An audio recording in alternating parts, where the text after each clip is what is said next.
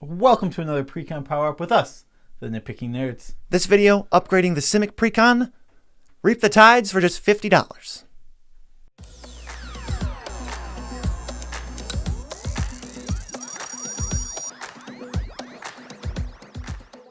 I'm your host, Joe Cherries. I'm your host, Beezy, and that makes us the Nitpicking Nerds. The only thing we need to talk about before we start the actual deck tech is we're doing a giveaway. We got some Walking Dead Secret Lairs in super early because I thought they were coming in February, but we have them now. So we're going to give one of them away. That's Glenn, Michonne, Daryl, Rick, and Negan, and Lucille, and a bunch of Walker tokens.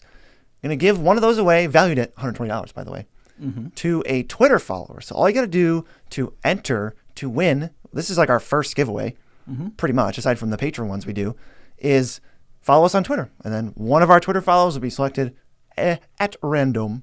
Yep, exactly. So let's get into Precon Power Ups. What we do is we take the deck, we focus it, take cards out, put cards in, and we, for $50, make this deck much more functional and focused. Yeah, this deck's power up went up a ton, and this deck is super good. Who's the commander? The commander is Aesi, Tyrant of Gyre Strait. 4 green, blue for a 5/5 legend. You may play an additional land each turn. Whenever a land enters the battlefield under your control, you draw a card. Oops, this is one of the best Precon commanders they've ever had. Yeah, he's incredibly strong. I mean, the thing is, if you have that extra land right away, you're always going to get it. He comes down and he's just going to draw right away. You can wait even an extra turn and get 2 land drops right away, draw 2 cards right away. Aesi is super good. So what's the deck's game plan? So we're going to ramp into a late game where we're going to use those ramp spells from early in the game to keep the card advantage with Aesi. That's all fine and dandy, but how are we actually going to win? Well, we're going to assemble lots of lands, lots of triggers, critical mass, and then take one big move, pow, and knock all of our opponents out. Oh, that actually sounds pretty good. That sounds pretty sweet. So let's get into the deck. Let's talk about all the things we did to change it up. So first thing we got to do, cut the deck down from 100 cards, get rid of all the chaff, the stuff that doesn't make any sense. There's always stuff that doesn't make any sense in a Precon, and this one was no exception. First, Fathom Mage, 2 blue-green for a 1/1 with Evolve, and then whenever it gets a counter on it, you draw a card? What? Yeah, so we're just looking to, we're not looking to, we are definitely not looking to get counters, to make big creatures. I mean, where does this fit in? You have to, what part of our game plan? Landfall? No. Drawing cards? Kind of, I guess, in a roundabout way, but we're not playing a lot of big creatures, so get it out. With no synergy, this is like Beast Whisperer, but it only works 3 times. Yeah. What the heck? Meteor Golem? Super random. We have so much better removal than that. Get it out. Yeah, Meteor Golem is just not quite good enough in most situations. Maybe in a colorless deck. Yeah, as soon as you add 1 color, your removal goes, way higher than this. Yeah, doubles. Yeah. Next, we have Peel from Reality. What? What? This one I don't get. Not even a little bit. Bounce 2 creatures. Stump Squall Hydra. Actually, just worse. We thought the sword for Wildless was bad. This is worse. It's X green for, I think it's a 0/0. Or it's a 1/1. X green for a 1/1. Okay. And the X is distribute X +1/+1 counters among it and, it or your commander. So if you pay 10 mana, you can get an 8/8. It's not it and your commander? It doesn't put them both on it. It distributes between. That's awful. It's so bad. Slim Voda is a bad card. I mean, this thing is 10 mana to bounce everything. No, absolutely not. Terrible. Well, we have to talk about Slim Voda a little bit because it was one of the centerpieces to the main theme of this deck. What was that? Sea monsters. There's a million sea monsters in this deck, and we cut almost all of them. Yeah, sea monsters are not very good. Sadly, I mean, if you're gonna, you can keep making sea monsters, but make them good. There's no payoff. There's literally Slim Voda and Whelming Wave. I looked. I'm like, oh, maybe we can keep it in if there's enough payoffs. There weren't any. There's 2. Sadly. Elder Deep Fiend sucks. Get it out. And then Scourge of Fleets, kind of cool, but it's not what we're trying to do at all. It's got scary art. Super creepy art. Ooh, spoopy art. Next, we're going to add cards that do fit the game plan. So first up is Crop Rotation. It's like 5 cents, first of all, because this is on a budget. Sack a land, search for a land, green instant. Yeah, we're just looking to get some sort of utility land here, or even in the worst case scenario, it's still just, this card just cycles in this deck when you have Aesi out. And you'll find that there is, while being on a budget, we have a land we really want to get. Ooh. Same with Sylvan Scrying. It's 1 and a green sorcery. Find a land. Yeah, and sometimes it'll just be something cheap or maybe something for double landfall triggers, like those terramorphic expanses. Ooh, yeah, those were just provided by. Thank you, Wizards, for putting Terramorphic Expanse in the deck. Yeah, actually wanted card for this deck. Yes. Return of the Wild Speaker. 4 and a green for an instant. You either give your non-humans +3/+3. There's like 2 humans in this deck, or you draw cards equal to the highest non-human you control. Which, if Aesi's out, that's draw 6 cards. This is flexible. This card 5 cards because Aesi's a 5. Oh yeah, it's a 5/5. Flexible card draw. It is very flexible. It can be an overrun effect, or on the other hand, you just get the. It also is instant speed. Instant speed overrun effect's nothing to laugh at because they can come out of nowhere. The 3 unblocked 1/1. Suddenly you just up that damage by 9. Woo! Yeah, we have ways to go wide too. Yeah. Next, we have Blue Sun's Zenith. We're ramping out of control. We're gonna have a ton of extra mana, so why not spend it on drawing cards? X blue for an instant, and you. Target player draws X cards. We're going to choose us. Most of the time, but it does shuffle back into your library, so if we can cast it more than once, maybe targeting them becomes an option. Yeah, and protecting Aesi also super important. Foil, negate, just 2 counter spells. They're cheap and effective. We need to keep Aesi on the board because it is such a good card advantage. Every single turn that you untap with this card, you're basically going to get at least 1, if not 2 or 3 extra draws. I feel like it's probably going to be closer to 7. 7? Like if you untap with this, you're going to draw like 7 cards. It's real stupid. I don't know if that's true, but probably there's we'll talk about it later. There's plenty. I was gonna say maybe my estimate is low, but I think that's a little high. I think like getting like 3 or 4 each time is impressive already. Foil especially is a sweet. It's a free counter for you. You only have to discard an island, and you have plenty of lands coming into your hand, so you can control what you play, save an island, protect Aesi, and then I untap and draw 7 cards. And it's foil. I mean, you can get a foil. Or a non-foil foil. No. But it'll still be foil. Yeah, it will still be foil.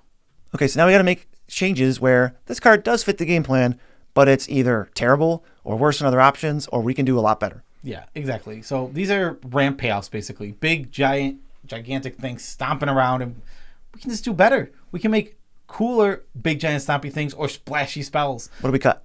We cut Shipbreaker Kraken, Storm Tide Leviathan. I'm just gonna go through these. They'll pop up on screen. They're not exciting enough to even talk about, to be honest. Molimo Maro Sorcerer and Simic Sky Swallower, which was cool 10 years ago. Who is the maniac that put Simic Sky Swallower everywhere? Who is that maniac? It was in like a master set. I think someone liked it. Like someone really liked it 10 years ago, and now they're like, yeah. Is it still cool? No. Oh. No, it's not. So instead of Molimo, which is the only one that's even remotely decent or has anything to do with the game plan of XX, where X is the lands you control, we have Multani, Yavimaya's avatar, which is just so much better. It's 1 mana cheaper for the same ability, plus more, and then it returns. Yeah, the card's it's so much better. It's actually crazy. And we have the Great Aurora, which is awesome. It's 6 green for a sorcery. You count the number of permanents in play, plus the number of cards in your hand, and then you shuffle them all into your library, and then you draw equal to that number, and you can put any number of lands in play. So you float any extra mana you're going to have. You have extra floating mana. You put all your lands in play, and now you're the first one out of every player doing this to get to use that. Yeah, so this could be a giant turn where you combo kill, or if you're so far ahead on resources, you don't have to combo kill to win the game. You go, all right, my number would be 30. Your number would be 15. Let's go. Time to get. You're going to mana screw all 3 of them. Yeah, you absolutely. If you want to be getting the most out of this, and with how we built the deck, you're gonna be getting the most out of this. Like a land, it counts as a permanent for Great Aurora and a card in your hand. It's just stupid. It's also a board wipe. Don't forget that it's a board. It removes all threats from the board essentially. I was looking for a board wipe. I'm like, what can we play? Oh yeah, the Great Aurora. Next we have Landfall triggers. Cards that care about lands entering the battlefield. It's nice to draw a card with Aesi, but we can also get additional triggers, but not with these cards. Yeah, the ones that they put in, just sometimes just don't know what they're doing. I don't get. Yeah, so Eeyore Ruin Expedition is a weird divination. We just don't need it. Seer Sundial is like really, really bad Tireless Tracker, which I would play if we had the budget for it, but I'm not playing Seer Sundial. And then Retreat to Kazandu just like gains life.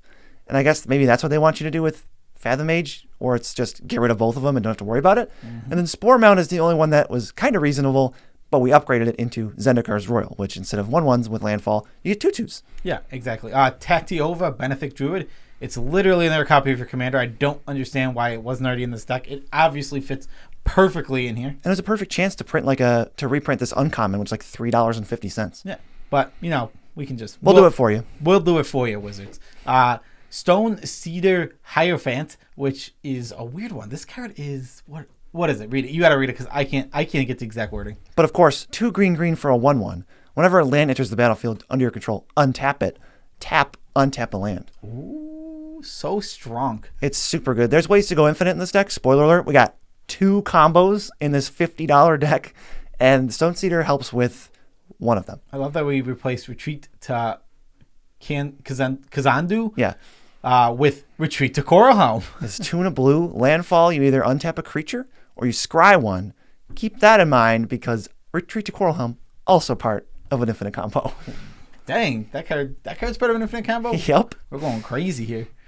We have Nexus Ramp. We have Colony Hired Expedition, Yavimaya Elder, Search for Tomorrow, and Simic Precon. Get out of here. Simic Precon specifically doesn't even add lands to the board. I don't understand this inclusion. That might have been a reprint thing, but it hurts either way. This doesn't make sense. When you're in green, we don't want the artifact-based ramp, period. What did we add, though? Because they're all really good. Well, first we added, and this is Pilgrimage. 2 and a green, search your library for up to 2 basic forest. Put 1 in your hand and the other on the battlefield. Spell Mastery, you can search for 3 and put 1 on the field and 2 in your hand. Yes, we want lands in our hand. We want to play extra lands. So this is really better than Cultivate or Kodama's Reach in this deck. But now the deck has all 3. Yeah, this deck really wants those, especially because we're on a budget. And those cards are cheap. Cultivate, this is Pilgrimage, and Kodama's Reach. Yeah. Why couldn't I think of the third one? Cultivate and Reach were already in the deck. Oh, so good for them. Yeah. Wood Elves and Elvish Rejuvenator, cheap bodies that come and with a land. Wood Elves really only cost 2 because the land enters untapped, but it's a forest. And Rejuvenator can get any land, including our special lands that we care about. Ooh. Yeah, but you got to remember, it doesn't search. It just looks at the top 5, right? Yeah, but this deck ended up with like 36, so you'll find it. You're going to hit. No, there's no doubt this card will hit, but you don't get to go in and find that secret special land. It's not going to be secret for long. Harrow, perfect for the deck. 2 and a green, sack a land, search for 2 basics, but they go in untapped. So this really only costs you, 1 mana? And then you ramp a land. And you get 2 draw triggers or whatever other triggers you have. Any other landfall triggers, exactly. Summer Bloom is 1 and a green, and you get to play 3 extra lands for a turn. Okay, draw 3 cards. Okay. This card is really insane. It's really strong. Banned in Modern, actually. For good reason. It's a very good card. And Sky Shroud Claim, 3 and a green, search for 2 forests, put them into play. Simple. I mean, amazing. We talk about how Sky Shroud Claim is an all-star. Also can get a breeding pool if it was in the deck or any form of those type of cards. Great card. Totally. So now we can talk about something we usually don't talk about on the $50 budget upgrades, but the first combo that I managed to fit into the deck. So this entire package, every card in it, only costs $14 combined. So I thought it was pretty free to throw in. And the first 1, 2, 3, 4, 5 of them are redundant. There's 5 copies. So we have Walking Atlas, which I'll read, and then I won't read the rest. Tap, put a land from your hand onto the battlefield. It's a 1/1 for 2. This is perfect little budget versions of Exploration, Azusa, all the stuff we can't afford to put in the deck. So we have, when we draw them with Aesi, we can just put them out for free, start drawing more cards, using the other ones that are out to put more out, which is why I'm like, yeah, we're probably going to get 7 triggers after Aesi comes out. Exactly. And the other ones, Landmark Scout, Sakura Tribe Scout, and Sky Shroud Ranger, all do the same thing. And we can't forget Boduka Gardener. Boduka. He's got the coolest name out of all of these, and he flips into some weird thing that makes big creatures if you might need them. You might for a Return of the Wild Speaker. Maybe I'll draw you 20 cards. What a strange card that guy is. So what's our super secret up until now included in the Precon combo land? Simic Growth Chamber. It's Simic Growth Chamber. Right there's tapped. It makes blue or green. Well, blue and green specifically. Mm-hmm. And when it enters, most importantly, you have to bounce a land you control. I love calling it a secret. Yeah, super secret. It's in the Precon. Super secret bounce land everybody's known about since the original Ravnica. So we have cards that can tap to put a land out. We have a land that can bounce a land. Our commander needs to be in play. And really, so far, that's not a lot. This is going to be paired with Retreat to Coral Helm, which we already read. So here's the sequence. Your commander's out. You have one of these 5 creatures out. why would they be dead? They're really innocuous creatures, even in knowing about the combo. So all this stuff's out. You play Simic Growth Chamber, draw a card. Bounce Simic Growth Chamber to your hand. Then you tap Walking Atlas, let's say, put out Simic Growth Chamber, retreat to Coral Helm, untaps Walking Atlas, you draw a card, and then you bounce Simic Growth Chamber in the exact same spot you started. Draw your entire deck, then play Laboratory Maniac, and then draw one more card. Yeah, so all you have to know is retreat to Coral Helm will untap any of these creatures. These creatures only have to tap to put a land into play. So what ends up happening here is you just keep tapping to put the same land into play, and you will always have a land because Growth Chamber will be bouncing itself back to your hand every time. We even have a redundant copy of it. The only other bounce land I can find that bounces itself is Guildless Commons from Commander Legends. Okay. Also bounces itself. So either of them work. So Guildless Commons is also there for a replacement Simic Growth Chamber in a pinch. Maybe someone's like, I know what you're doing. Exile your land. Praetor's Grasp your Simic Growth Chamber. Nice try, guy. Gotcha. I like that you can also like just do this at instant speed potentially with like crop rotation. Like from out of nowhere. From out of nowhere. All right, so that is draw your whole deck, infinite draw. That's, I mean, super sweet. Plus, draw your whole deck. You have foil and negate, and this deck had Arcane Denial and Counterspell. Also, you're going to have trouble losing when you draw your whole deck. It turns out you just win the game at that point. Yeah, you're going to run them over, especially since we have a backup way to win. Let's just say Labman's gone. Draw 50 cards. How are you losing from that point? Right. Oh, they killed Labman early, or they milled it or something. First of all, we have ways to get it back. Mm-hmm. And we'll talk about later. But I think Eternal Witness was already in this deck. So minimum, we have that. Yeah, let's just say it's exile. It's gone. Draw 50 cards. You're not going to lose. Right. So this next one also probably wants Laboratory Maniac, actually. This was only a $3 combo, and it just kills people. First, Scoot Swarm. 2 and a green, 1/1. Landfall, you either make a 1/1 token or a copy of Scoot Swarm if you have 6 or more lands. So when we have 5 lands, we play Scoot Swarm. Land, get a second Scoot Swarm, then a land. 2 more for 4. Then it goes to 8, 16, 32, 64, 128, 256. Doesn't matter after that. We're going to mutate Parcel Beast onto it. What is Parcel Beast? Parcel Beast is a elemental, and that's all that matters because it's becoming an elemental. It does other stuff. It like you pay 1, you tap it, look at the top card. If it's a land, you can put it in play. Otherwise, put it in. Doesn't matter. We care that it's an elemental. Why? Because Risen Reef is the other part of this combo, which says whenever it or another elemental you control enters the battlefield under your control, you look at the top card of your library. If it's a land, put it in play, just like Parcel Beast, oddly enough, or you put it in your hand if it's not. So you play a land. What happens here? Scoot Swarm will trigger and Risen Reef will trigger. So Scoot Swarm will make an extra copy of itself, which is indeed a Parcel Beast. It's a Parcel Beast, which is an elemental because it's Scoot Swarm is copying itself, which is actually a Parcel Beast. So now we trigger Risen Reef. So it's a very rare case where mutates. Cloning a mutate creature makes the exact same thing. Mm-hmm. It doesn't work with like counters or auras, but it works with mutate. Mutate changes like the characteristics of the card. So when you clone it, you get it. So let's say you have, this is like not even that crazy. Let's say you have 2 Scoot Swarms and you start doing this. So Risen Reef hits a land. Now you have 4 triggers, or 2 triggers to find a land. Mm-hmm. That's not crazy. If you miss, activate one of your Parcel Beasts from the turn started, find a land. Now you get 4 shots at a land. If any one of those is a land, you now have 8 shots at a land. You're going to draw your entire deck extremely quickly. Once you get to 1632, play Laboratory Maniac, draw a card, win. Laboratory Maniac, draw a card, win. If this wasn't in, if you didn't want to be super budget, like an extra turn spell would just win too. You make infinity guys essentially, like so many that it's the count. Thousands. It's gotta be thousands, exactly.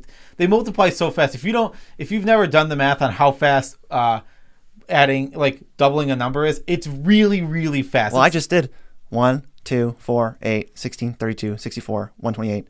How is that already enough? That's already enough to kill your opponents, and then 256 is 9. How are you not going to win 256 2/4s or whatever Parcel Beast is? Yeah, exactly. Scoot Swarm can get really crazy really fast, and this is just a funny combo. I like this combo a lot because I love Scoot Swarm. Well, imagine like you and your friends are like, all right, guys, we're going to take our precons. We'll go upgrade them a little bit. Like, all right, I spent $3. make 256 parcel beasts and kill you with Hit it. you with my $3 combo. A $3 move. Oh my god, I love this deck so much now because of that. This deck is awesome. So now we need to improve the lands because we've told you once and we'll tell you again. The precons come with one too many basics and way too many tap lands. Just one too many basics. We cut 10 basics. Also, we cut Vivid Creek, Vivid Grove. I'm. They're not even that bad, but I'm on a crusade to never play them in Commander. I want to be very clear. I think they have way more applications when you start going into. There going to be 3 colors. 2 colors, you don't need these at all. They're awful in 2 colors. And we added some other tap lands, so we don't want a critical mass of them. Memorial to Genius, yeah, it's probably fine, but it's tapped, and we just don't need to draw that many cards with lands. Like, Aesi's got us covered, I think. Yeah, Aesi's, is he a card draw engine? Oh, yeah, he's a really good card draw engine. Are we ramping so much that Commander tax doesn't matter? Yes, we are. Okay. We cut Coral Atoll and Jungle Basin. More tap lands. They're bounce lands, but they don't bounce themselves, so get out. Yeah, get them out of here. And we're going to go to the ads. First, well, we said it before, and we'll say it again because we like repeating ourselves here. MDFCs are amazing, especially on a budget. So I'm just going to list them. We have Tangled Florahedron, which is a mana dork, or on the other side of the land, Beluga Recovery, which is a regrowth effect. The best one. Yes. Beluga Recovery is the best one that enters tapped. I hate this word. I don't know why this. Kazandu Mammoth, which is a 3/3 with Landfall. They get +2/+2, or land on the other side that comes in tapped. I will say noteworthy about Kazandu Mammoth. I thought it was really funny. This thing can get huge. Mm-hmm. You can make it like an 11/11 or something, and then Return of the Wild Speaker to draw 11. Okay, yeah, Kazandu Mammoth is a weird one. It's not like super duper strong, but one fits the game plan. It loves Landfall, goes along with that. And it's just one of those cards where it's like, yeah, it's a bad card. A 3/3 for 3 with Landfall to get +2/+2 is an awful card. But what if the other side was a land and you could use it to draw a card most of the time? Keep in mind, this is a backup win condition because with our infinite Landfall Simic Growth Chamber, it's an infinite. That's true, yeah. It doesn't have trample, though. So you're going to have to connect with it somehow. I don't know how you're going to connect it. I'll jump with my 0/1 plant token. Darn it! Foiled again. And Tangled Florahedron is an elemental, so it works with Risen Reef. Yes. There's like so many little things going on. We already mentioned Guildless Commons, why that's in the deck. Mirrored Landscape, we love this card. One, it gives you extra land drops, and it's ramp in a land slot, which we love. It was in the Boros deck, but not the Simic deck. I don't know. Well, Try to explain this. You can't. I do understand it. I wouldn't usually put it in the green deck, but in the case of one budget. What if it drew you 2 cards? Well, yeah, budget and we care about landfalls, this is different. Yeah, Temple of Mystery, you have My Coast, some actual playable blue-green dual lands. Mystic Sanctuary. Hey, if we have enough islands, where there's only 8 basic islands in the deck, but I think this is enough of the time, turns on, and it just buys you back your best thing. Yeah, I think Mystic Sanctuary, in my opinion, is a mistake that they printed. It's a little much. Look at the other ones, and then tell me that this wasn't a 1/1 token, a food, a +1/+1 counter, and then I think, what is the black one does it for creatures. Yeah, but... which is not as dumb. No, not as dumb at all. Tectonic Hedge is the next one. I wanted land destruction. I was just going to say, we need land destruction, and this is a cheap way to go. Bonder's Enclave, just utility in the land slot, draw if we need it. Our commander is big enough for that. Grasslands, Mountain Valley, these are the slow fetches, but slow fetches are going to be incredibly strong. Again, we care about landfall so much.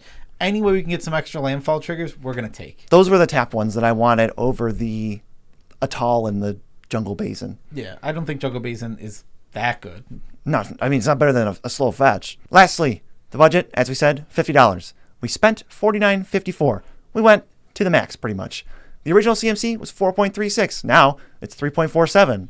Where are all the sea monsters? Get them out of here. I was just going to say that the sea monster... getting out of this deck is exactly why it went down. All I can think of is the sea monster from The Office. Yeah, I bet you want to swim with the sea monster.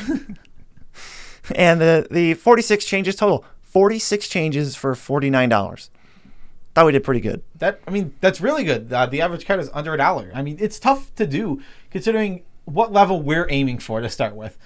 We can build budget decks and we can do lower power level, but we strive to make the decks pretty much as good as we can with our set budget. So we could do this easier. I could do a $10 upgrade. Yeah. The deck wouldn't be nearly as good, but we're always striving to make the deck as good as we can. They're only $20, $25. You throw 50 at it. This deck has 2 like infinite combos. If you have a Thassa's Oracle or a Jace Wheeler of Mysteries lying around, that makes this twice as reliable. You're just going to destroy people. So I'm thinking like you buy the precon, you set it on the table, take a $50 bill, crumple it up, and throw it at it. Yeah, some other cards. Lotus Cobra actually makes your... Lotus Cobra makes the infinite combo 100% because now if they kill Labman, you have Blue Sun Zenith infinite times to make them draw their whole deck because he will generate another land with infinite land, infinite mana. You do have to get rid of your Aesi at that point. Yeah, you'll have to do something like that. But if you want to, you have all your cards. I mean, generate it. We have you'll be good. Spells. Yeah, we need to get rid of our Aesi so we don't lose the game. Yeah, this deck does a ton. If you want to buy it, segue TCG player link. You can see the cards we added specifically, those 46 of them, or the whole deck if you just feel like, skip the middleman, just buy the whole deck at once. Try maybe go for like lowest quality thing just to get it all done. And the price is TCG mid. We're not doing the like, if you want to buy the washing machine deck, it's only $50. It's like, no, these are like $50 for like new mint cards. Yeah, exactly. Near mint/mint. Yeah. So special shout outs to all of our patrons. We love you all as much as we can with out making you come to bowl. Yep. So special shout out. So if you guys are awesome, you're the poopy babies. I haven't called you that guy. Haven't called you guys that in a while. You're scrolling on screen. We seriously appreciate you guys so much. You're keeping this channel rolling. I think I haven't discussed your piece, but I was thinking maybe because it's Christmas and we were in a giving mood, we could do one of the secret layers to our patrons as well for the month. We're thinking about it, but now that we said it, there's no way we could undo that. So double up giveaway, holiday season, Yuletide, whatever. Yeah. Reminder, to enter the first giveaway, you just need to follow us on Twitter. Just make sure you're followed to the Nitpicking Nerds. Let me tell you right now, we don't have a lot of Twitter followers, so if you will actually have a percentage chance, like a 0.5% chance of something, it's just a free roll. Unfollow us after if you want. We're looking to grow our online presence. We're trying to branch out, and we're helping you guys in return. How do they join us on Patreon if they want to be in both giveaways? Patreon.com has a link in the description below, and there, when you click on it, you go there, you give us a pledge per month, and once you're in there, whatever your pledge is, you get more depending on if you're giving more. The more you support us, the better chance you will have of winning this. But I will tell you, people with only one entry have won, I think, three times now for the monthly giveaway. Right. So I will say, this isn't going to be resolved next week. You got some time. We're going to try to get this set and count things at the end of December. Yes. So that in January we'll be able to say who won. Yes, it will be the end of December. So December 31st is your last day to either be following us or be a patron. Yes. Because as soon as Patreon starts charging for the month of December, we have to close it. Right. So we will say, this message is going to be at the end of a lot of videos. We'll shorten it up for the beginning, but it's going to be in every... We want you to know about it. Yeah, we want you guys to have a chance to win. The reason we're doing Twitter followers is we want any fan to be able to win, and we could do subs on YouTube, but what happens on YouTube is sometimes there's a lot of deads. Not that we have a ton of dead subs, but there are dead subs. There always will be, no matter what your channel is. If you have 10 subs, one of them's probably dead. There's going to be an issue of contacting people. Exactly. With Twitter, I mean, we can always re-roll it, but also, what do you want to enter on YouTube? 1 in 14,000 chance? Yeah. That's a little bit less cool. Or maybe everyone from YouTube's gonna pile in, and it's gonna be a less chance. Yeah, everyone on the internet, just millions of millions. I don't know. We're done here. That was really a tidbit. That's honestly. The Rocks fans, the millions and millions. There's our tidbit. Do the peace out. Okay. Peace out with the finger guns. Yeah.